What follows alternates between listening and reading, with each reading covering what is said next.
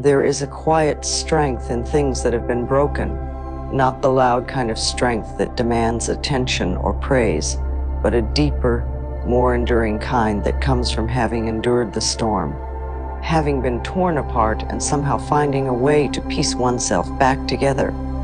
The beauty of the broken is not about perfection.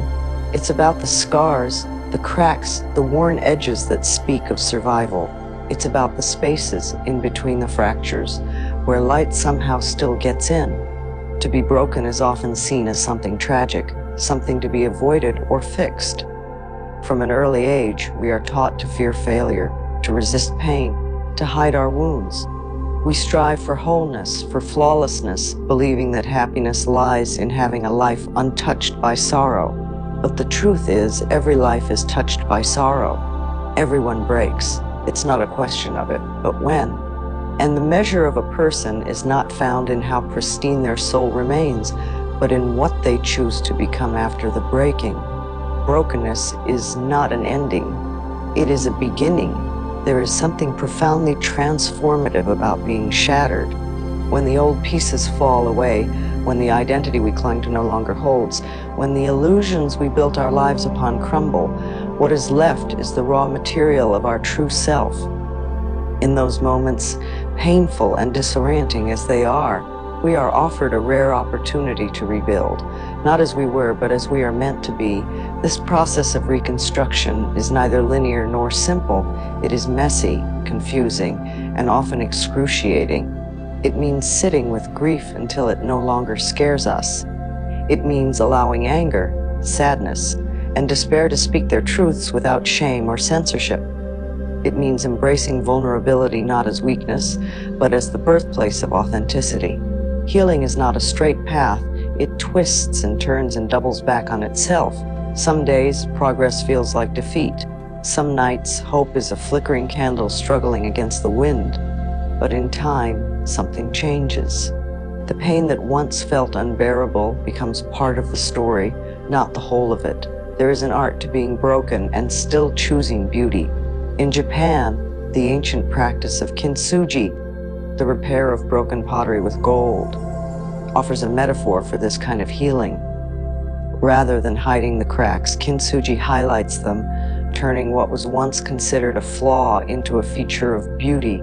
The vessel is not less valuable because it broke. It is more valuable for it has a story, a history, a resilience etched in gold. People are like that too. Our emotional fractures tell a story. The heartbreak, the loss, the betrayal, the illness, the failure. Each of these moments leaves a mark. But within those marks is the proof that we lived, that we felt deeply, that we risked and tried and gave our hearts fully. There is beauty in that courage. There is beauty in surviving. We are often told to move on, to let go, to put things behind us. But healing doesn't come from forgetting or denying. It comes from facing, from holding space for the pain and allowing it to teach us what it must. Sometimes that means revisiting the darkest corners of our past. Sometimes it means forgiving ourselves for things we said or did when we didn't know better. Sometimes it means standing in front of a mirror and seeing, perhaps for the first time, the person we have become. Not in spite of the pain, but because of it. To see the beauty of the broken is to acknowledge that something can be both fragile and strong, damaged and worthy, hurting and still hopeful. It is to understand that we are not defined by what happened to us, but by how we responded, how we chose to rise. It's easy to love the parts of ourselves that are polished and put together. But true self-love begins when we can look at the jagged edges, the scars and bruises, and say, this too is part of me. This too is worthy of love. There is a sacredness to suffering, not because suffering itself is noble. It is not, but because it strips away what is false. It burns through illusion and pride, ego and denial, until all that is left is the essence of who we are.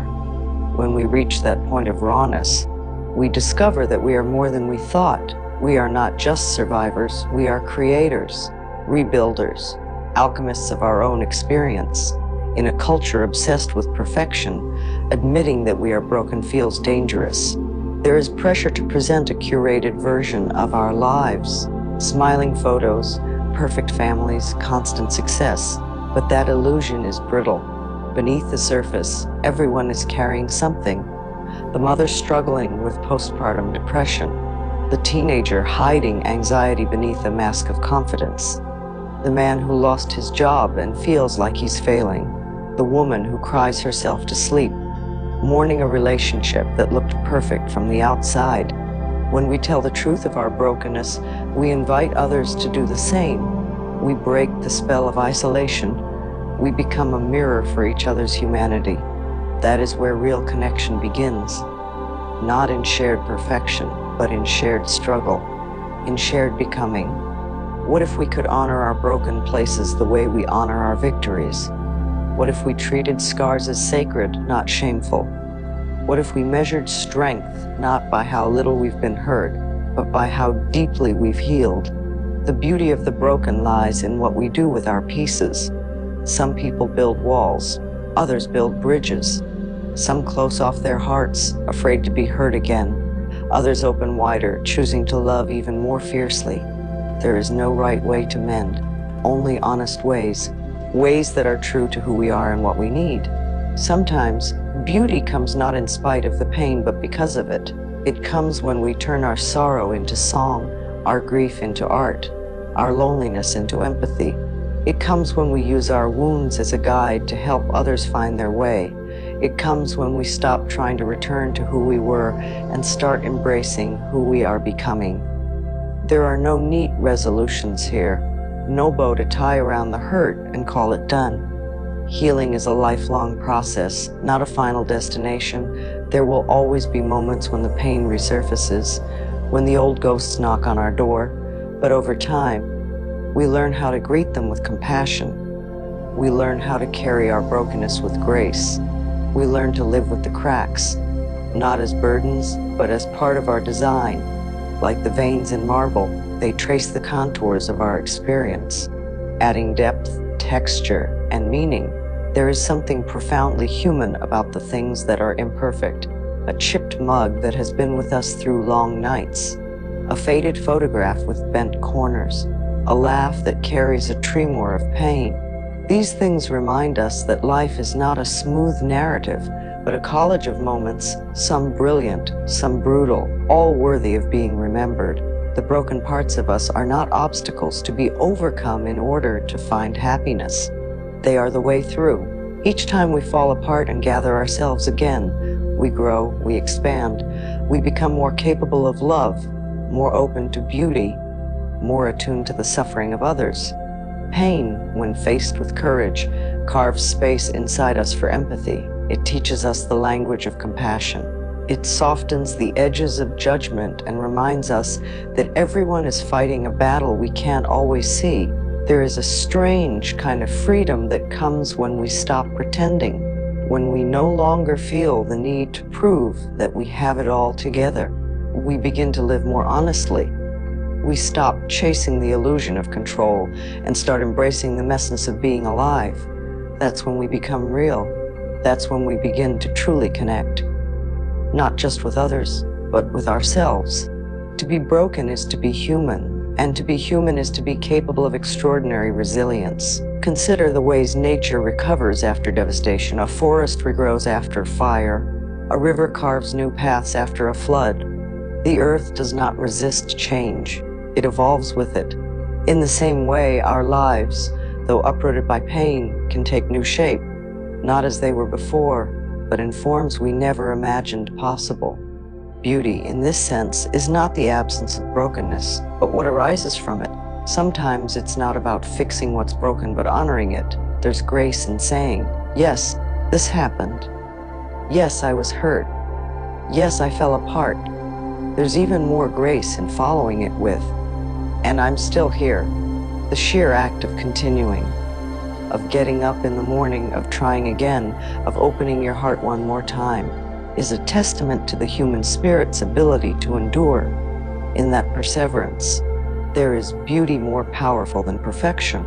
It's often after breaking that we begin to question things we once took for granted, our identities, our relationships, our beliefs.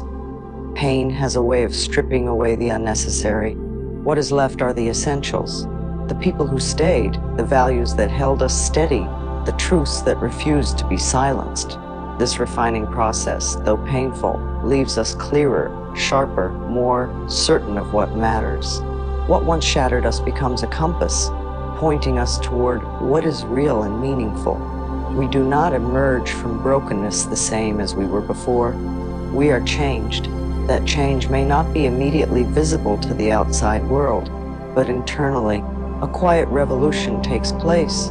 We start to see beauty in places we overlooked before, in silence, in solitude, in small acts of kindness.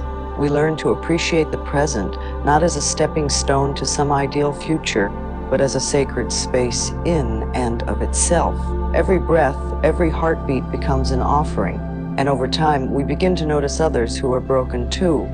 We recognize something familiar in their eyes, something tender in the way they move through the world.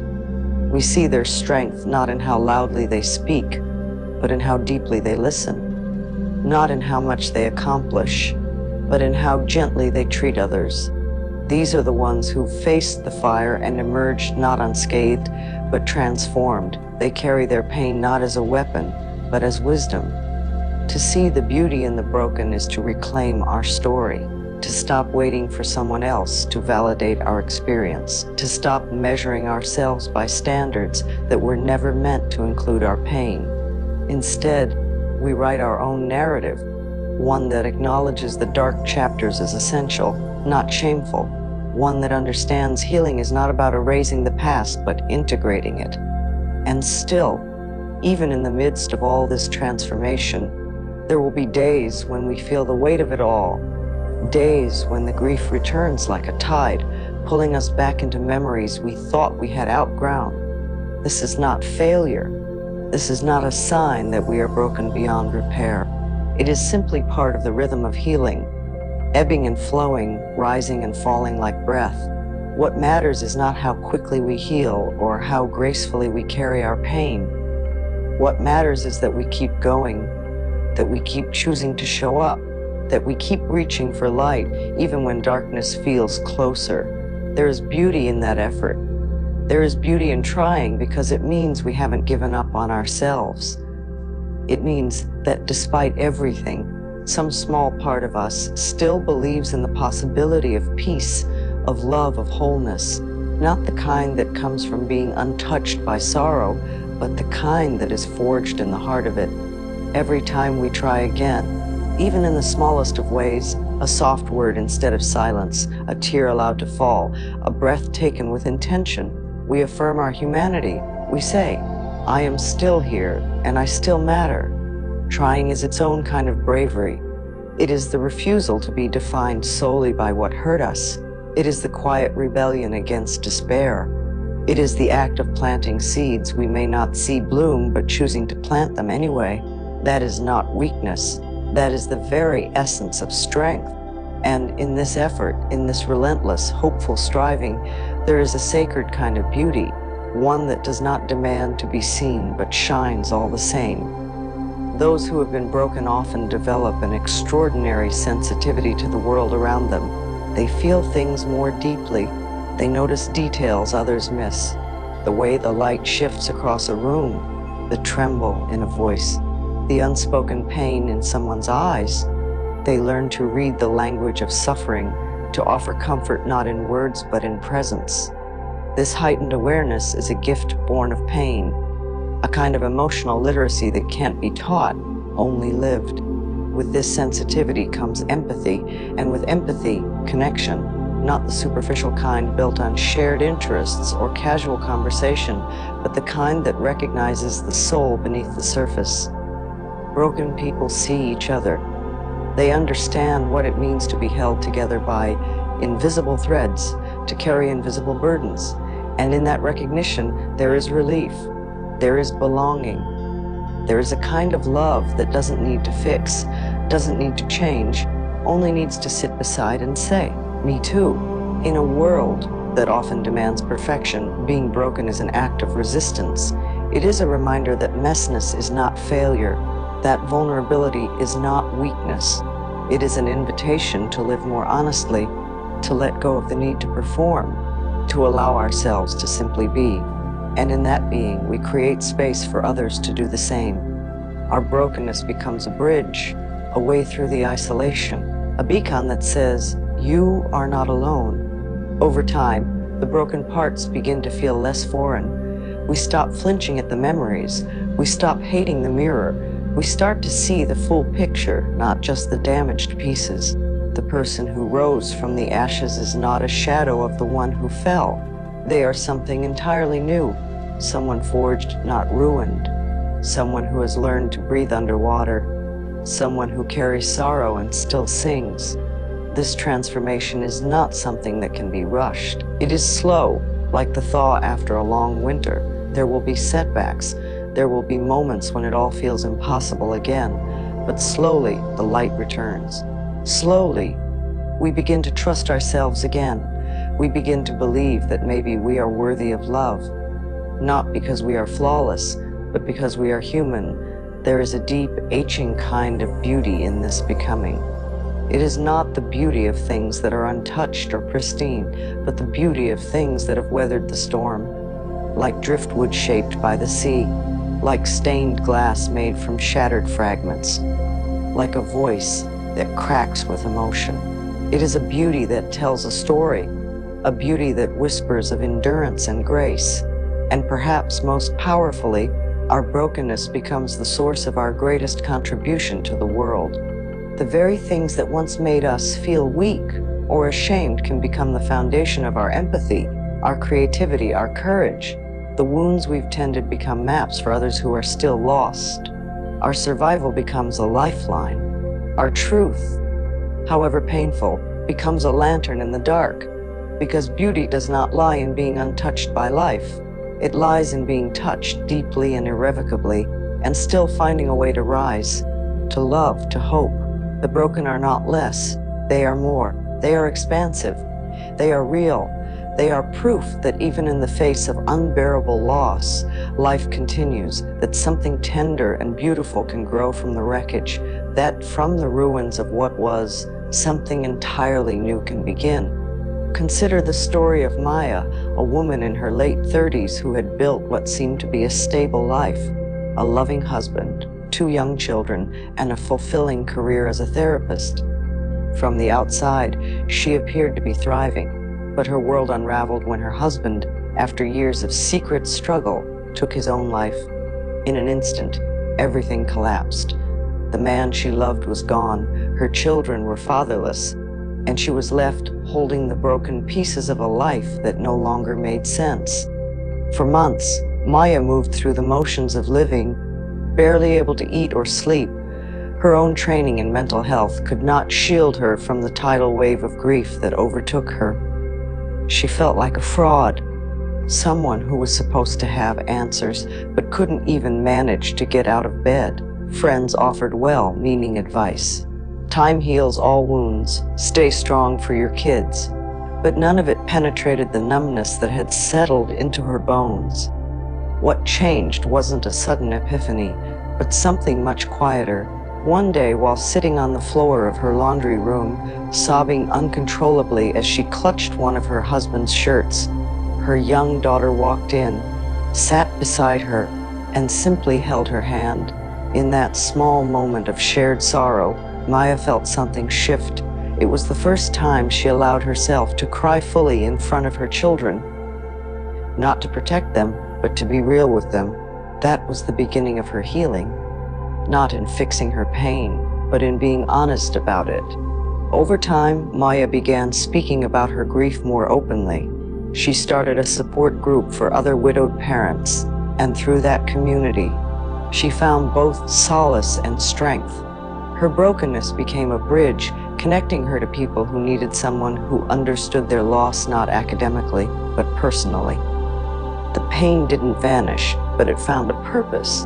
She learned that there was no going back to the life she had before, but she could build something new, something just as meaningful on different ground. Then there's James, a former high school football star whose dreams of playing professionally ended abruptly after a spinal injury left him paralyzed from the waist down. For years, his identity had been wrapped up in his physical strength and athleticism. When that was taken from him, he spiraled into depression. He withdrew from friends, refused physical therapy, and struggled with feelings of worthlessness. He felt broken, not just in body but in spirit. His turning point came not from a big achievement or a dramatic rescue, but from a volunteer who visited the rehab center weekly.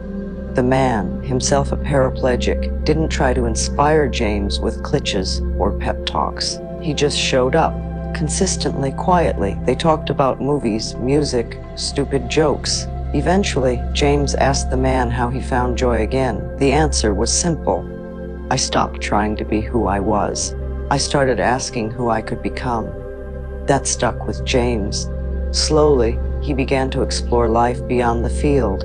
He took up photography, something he'd always been curious about but never pursued.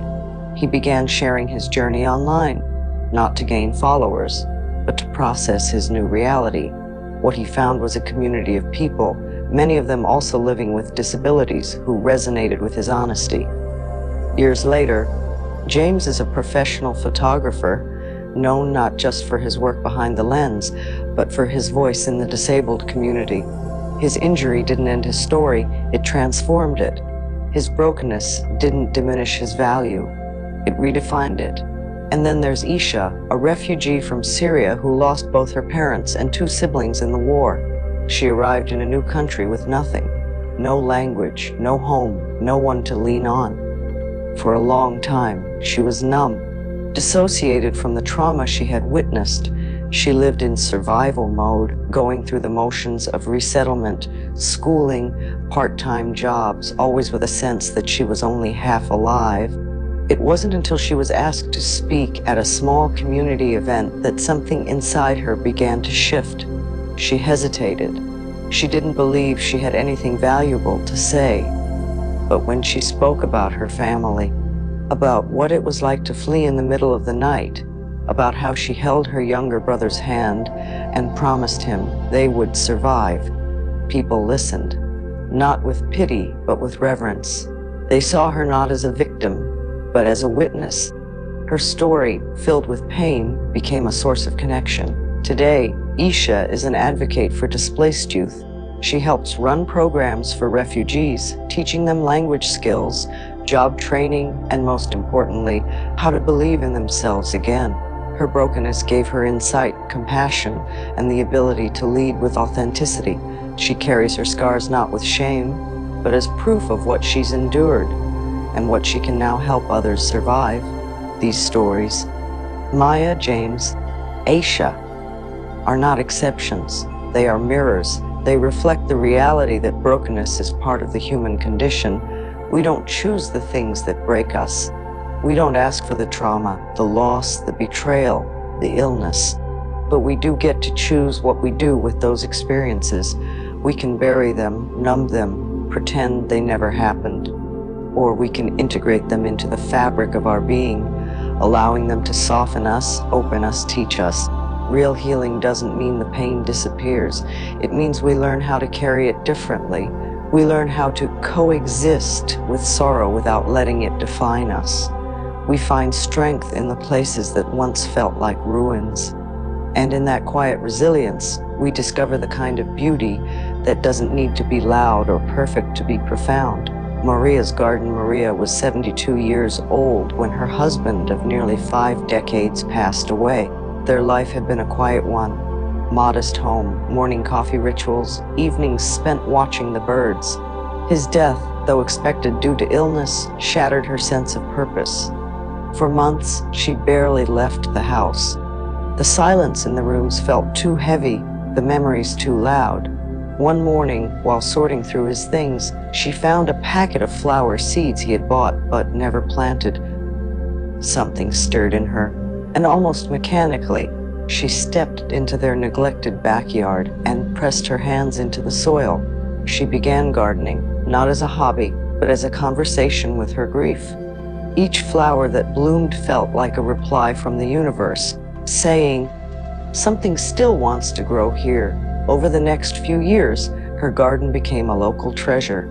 Neighbors stopped by to ask her advice. Children picked flowers on their way home from school. A young mother once told her, "This garden helped me through postpartum depression. I don't know why, but just walking by it every day made me feel a little more alive." Maria smiled, knowing that her broken heart had given life to something healing, not just for herself, but for others. The moral, even in our most personal sorrow, we can become sources of beauty and comfort for the world. Deshawn's second chance. Deshawn had spent 8 years in prison for a crime committed in desperation, a robbery gone wrong. By the time he was released, he was 35 and convinced that no one would ever see him as anything other than his worst mistake. He couldn't find a job. He couldn't reconnect with his old friends. Most had moved on or wanted nothing to do with him. It was a janitor at a local church who first saw him differently. "You know how to fix things?" the man asked one day after Deshawn had helped him unclog a sink. Deshawn nodded. "Good. The world needs people who know how to fix things. Not just toilets, people." The church eventually hired him as a maintenance worker. It was far from glamorous, but it gave him stability. More than that, it gave him a community. When the youth pastor found out he had a knack for carpentry, he invited Deshawn to teach teens how to build furniture. They built tables, bookshelves, benches, but more than that, they built trust. Many of the kids came from broken homes, and when Deshawn told them his story, their eyes widened, not in fear, but in recognition. "You don't look like someone who was in prison," one of them said once. "Neither will you," Deshawn replied, "if you choose better before it's too late." Today, he runs his own woodworking business and employs other formerly incarcerated people. His life is proof that our worst chapters don't have to be the last ones, and that brokenness can be the doorway to redemption. BBGG Omni BBBB. Amira's silence. Amira was a young girl when war forced her and her family to flee their homeland. By the time they reached safety, she had gone completely mute. Doctors found no physical cause. Her trauma had stolen her voice. At school in her new country, Amira was withdrawn, often misunderstood by teachers and isolated by classmates. That changed when an art teacher noticed her drawings. Bold, haunting images that spoke volumes. Instead of pushing her to speak, the teacher simply handed her better pencils, more paper, and said, "Keep telling your story." Through art, Amira found a new voice. She won a national youth competition at age 16 for a piece called "The House That Bled Light," a surreal painting of a destroyed home with beams of golden light pouring out of its windows. An interviewer asked what it meant. Amira, speaking for the first time in years, simply said, "Even when it's broken, it still shines." The moral of Amira's story is that silence is not emptiness. Sometimes it is where healing begins. Not everyone heals by speaking. Some heal by painting, by moving, by making music, by simply surviving. Her journey reminds us that expression takes many forms, and all of them are valid. BBBME. Luca's failed restaurant. Luca was a passionate chef with a dream. After years of saving, he opened a small restaurant in his hometown. It was everything to him. His childhood recipes, his soul in the sauce, his pride in the presentation. And it failed. Within a year, it was gone. A mix of bad location, economic downturn, and inexperience wiped it all away. He moved back in with his parents, drowning in debt and shame. For months, he refused to cook for anyone. "I'm not a chef anymore," he told his sister. "I'm a guy who wanted to be a chef." One day, his neighbor's teenage son came over and asked if he could help make a surprise dinner for his single mother's birthday. Something clicked, not in his pride, but in his heart. Luca helped the boy cook a simple pasta dish and bake a lopsided cake. When they delivered it, the mother cried. That moment rekindled something in Luca. He began offering cooking lessons out of his parents' kitchen for people who couldn't afford culinary school. His classes grew into a community kitchen project, helping unemployed adults learn cooking skills to re-enter the workforce. Luca never reopened his restaurant, but he fed more people in the following years than he ever imagined. He discovered that sometimes our dreams break not to punish us, but to reroute us toward deeper purpose. The broken violin a violinist named Helen once played in a prestigious symphony. Her life revolved around the precision and discipline of her art.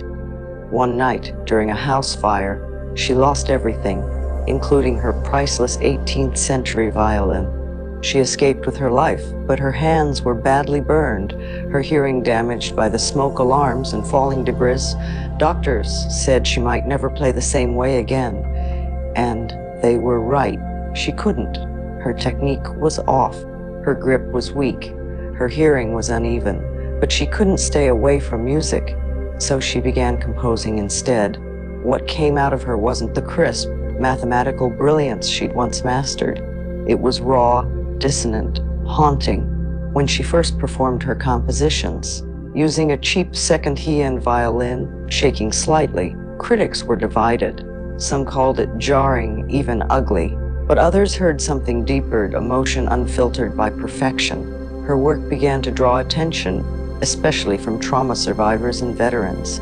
Her music didn't just sound different, it felt different. It told the truth. The broken violin, the damaged hands, the imperfect hearing, they all shaped the new voice she found. Her brokenness didn't silence her music.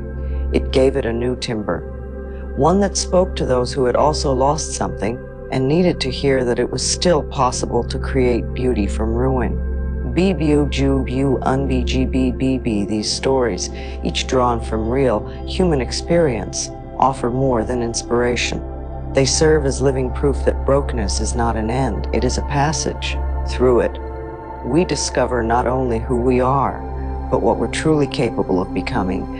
And so, in all these lives, shattered in different ways, reshaped by grief, failure, loss, and silence, we see a single thread. Brokenness is not the absence of beauty, but the place where it begins.